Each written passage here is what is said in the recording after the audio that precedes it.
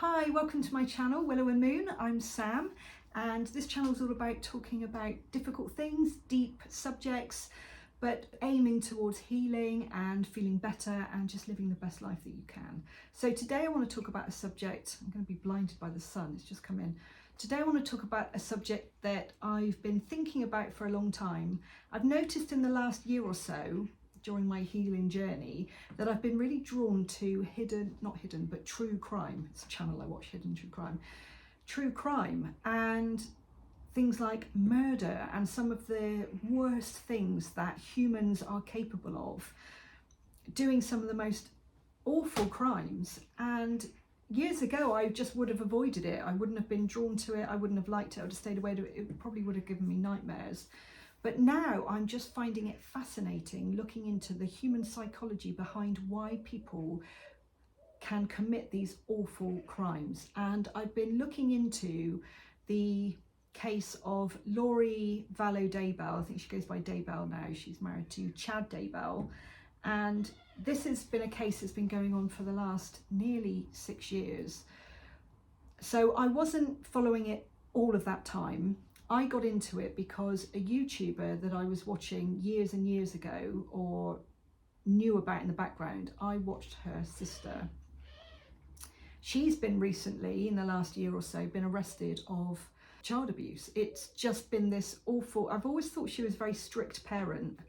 Some of the things that she used to do, and that's the reason I didn't really watch, I just didn't like it. But yeah, she was arrested with her business partner, Jodie Hildebrand. I don't know if any of you have heard of this, but what they were doing was that they were saying that their children were possessed by evil demons, and they had to create pain in order for these demons to leave the human body. And they'd almost go as far as killing the human body in order to release these demons. So I started hearing about this, and I recognised the name, and then started deep diving, that's my ADHD brain, deep diving into all of the things that went on around this case, what it was connected to. That led me on to a YouTube channel called Mormon Stories, which talks about the Mormon faith and LDS. He is a former Mormon, former member of the LDS Church. He was excommunicated, which means kind of asked to leave, which just sounds really cruel and horrible. How can you, anyway, that's another subject for another matter. But I ended up watching quite a lot of stories from these former Mormons and current Mormons. Sorry, I should say LDS because they've got rid of the Mormon name now.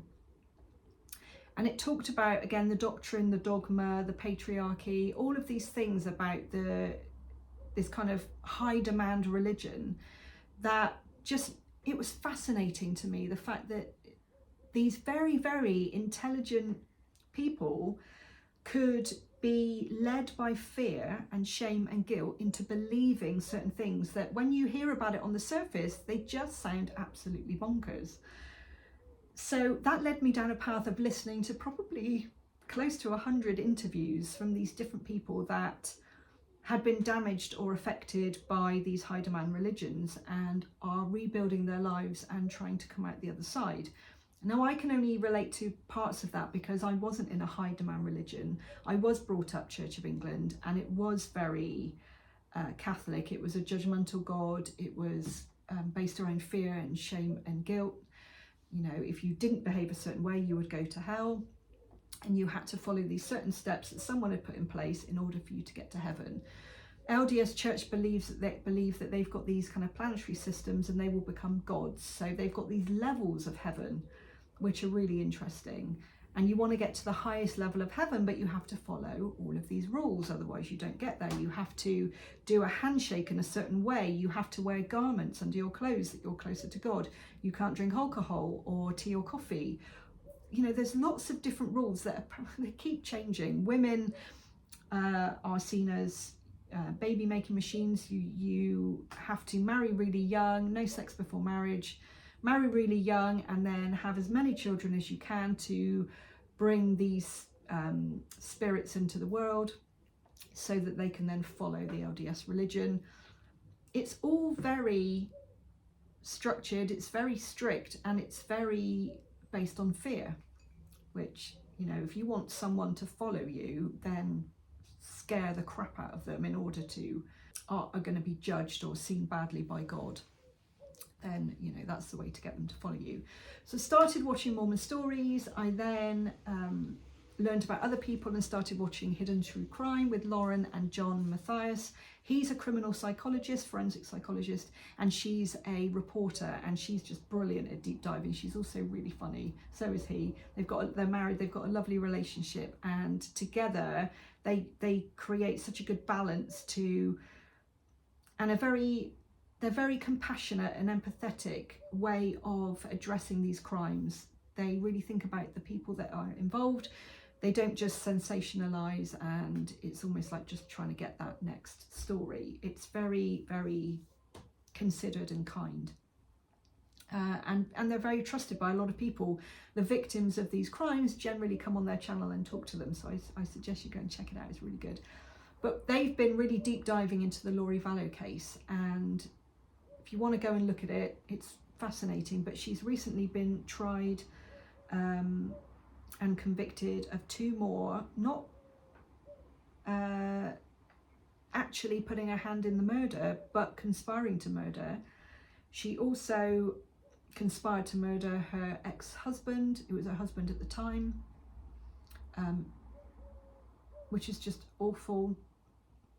Her 2 children, which is just unbearable. You just can't, as a parent, as anybody that has children in their family, you just can't imagine doing that. It's the worst possible thing that you could imagine.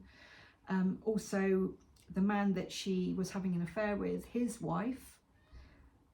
So another man, Brandon Boudreaux, was attempted murder. So she's just been convicted of these. She's serving something like 7 life sentences now. She will never be out of prison. And these horrific crimes, on the surface, you just think, well, you must be completely evil. You must be out of your mind. You know, all of these things. How could you possibly do that? But deep diving into the psychology behind it and how she maybe got to this point, not that you excuse her behaviour, and not that you think, well, of course she got there. How did they take these religious ideas and twist them to such a point that they justified killing people? Again, very similar to the Ruby Franke and Jodie Hildebrand case. They thought that their children were possessed, or did they actually think that, or did that serve a purpose because the prosecutors told the story and got her convicted based all around sex, money and power? So Chad, if you look at him, he's such a dork. He's just, there's nothing attractive about him, and attraction doesn't all have to be about looks. He's not a looker, for a start. There's nothing about his personality that you can think would attract people, apart from the fact that this is the only thing that I can think of, is the fact that he's decided that he has got this connection to God that no one else has got. So he's the channel and God speaks to him directly, and so therefore he's put himself in a position of power, which I think is appealing to people like Lori Vallow, who is looking for, it's just such a complicated psychological thing. I'm not a psychologist, but just an armchair psychologist reading into this. Her family system growing up seems to be quite unhealthy. It was quite enmeshed. It wasn't a healthy relationship. Her father, there was talk of abuse. And maybe she's craving that father figure. Maybe she's, and I can relate to that because my father, I think I'm pretty sure he's a sociopath. There's not much empathy or guilt, narcissistic traits. He left when I was 8. Everything was about him. He did nothing wrong. It was just people, what did he call it? Blackening his character. It was all untrue. He was the hard done by one. He was always the victim. Never took accountability for anything that he did. I haven't spoken to him for many years now. So I can relate a lot to that. And I think I've done things in my past that were possibly looking for that father figure that I regret and look back on and think it makes sense to me now why. I'm not excusing it, but it makes sense to me why that happened. And I've done a lot of looking back and working out why things have happened and letting them go. There are parts of me with the Lori Vallow Daybell case that although this is quite controversial, there are parts of me when I watch her talking.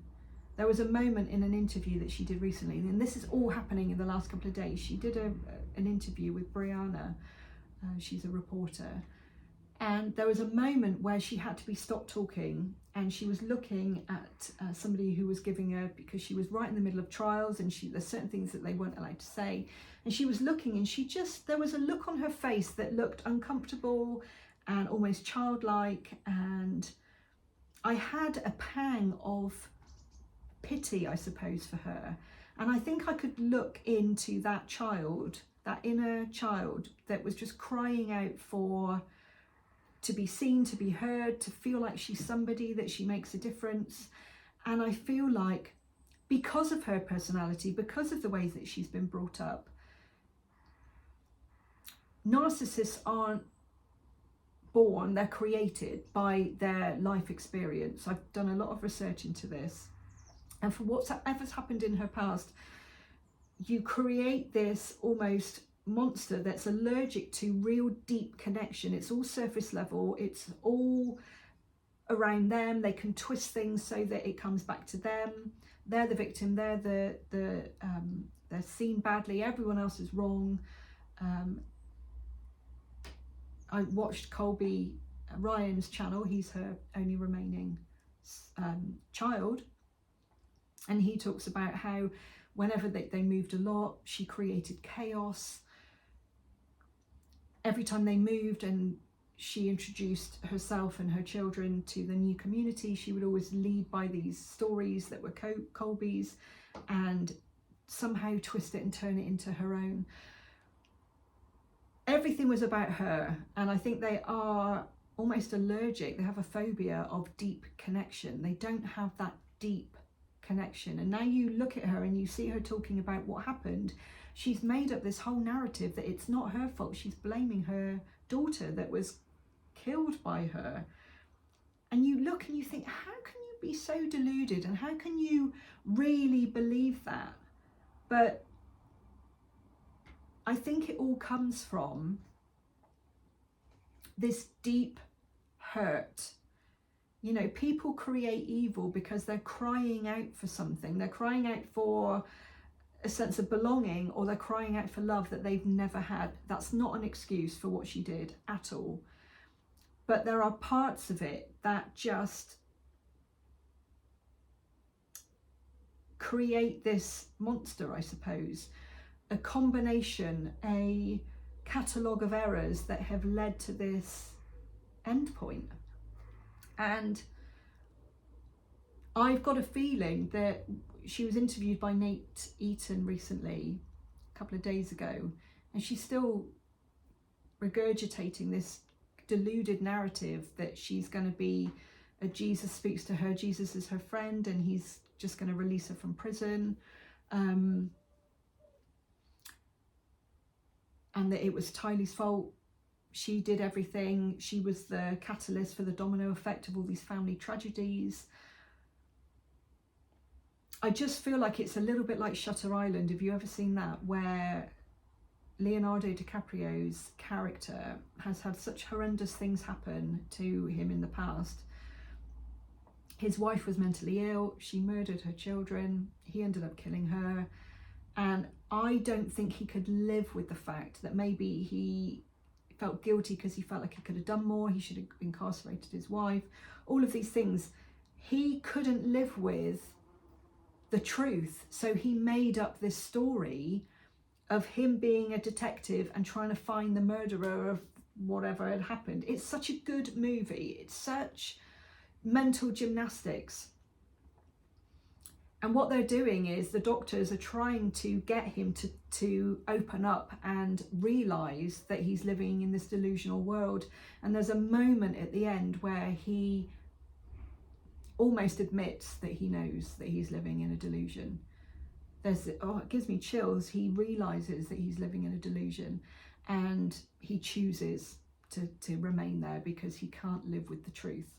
And I think that's what's happening with Lori Vallow Daybell. Chad, on the other hand, I think he's just a nobody that craves to be somebody. He's just, I can't see any redeeming features with him at all. And I think he's just, I've read stories and listened to interviews about him, and I just can't, not that I excuse Lori, but I can see how this happened. Chad, I just think he was a power hungry, insignificant man that felt insignificant, and he was just looking for an excuse to feel significant, and I can't relate to that as much. And